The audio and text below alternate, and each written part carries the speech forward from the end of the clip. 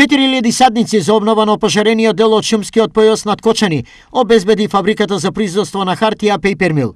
По нивна и иницијатива на Кочанската локална самоуправа, денеска на површина од 2 хектари се садија во местноста рамни ниви. Ние решивме околу 20.000 метри квадратни да бидат засадени од наша страна, со садници, преку македонски шуми. И тоа сакаме да го направиме да биде еден вид тренд, како една традиција, и да продолжиме во наредните години со исто темпо.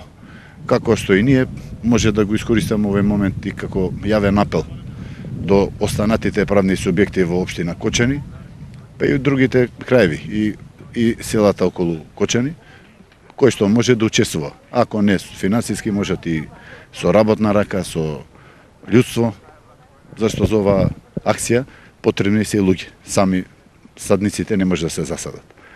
Кој што може да помогне да се активира. На иницијатива на Paper Mill за обнова на опожарениот шумски појас над градот се приклучи Кочанската локална самоуправа и сите други адекватни чинители, како и учениците. Поддршката од општина Кочани е целосна за реализација на овој проект. Многу е важно во овој сегмент да го спомнам учеството на Paper Mill кој донира садници за околу 2 хектари за садување на површини кои беа опожарени неодамна и исто така благодарност до поддружницата на шумско стопанство Осогово за техничката поддршка во делот на реализацијата на оваа акција и подготовката на теренот.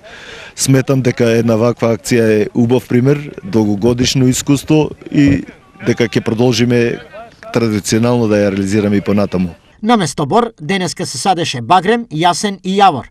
Зошто овие видови на дрвја го заземаа местото на досегашниот бор, објасни директорот на јавното предпријатие Осогово Николче Евтимов. Заради надморската височина што нема одговара на боро, оваа година и лани решивме оваа површина да биде посадена со лисарски дрвни видови, јасен, јавор и багрем. Моментално оваа година планираме околу 50 хектара да посадиме. Желбата за еколошки чиста средина кај Кочанчани, но и стопанскиот сектор е посилна од се. Сите се одногласни во оценката дека денешната акција задолжително треба да добие традиционален белег на овој град.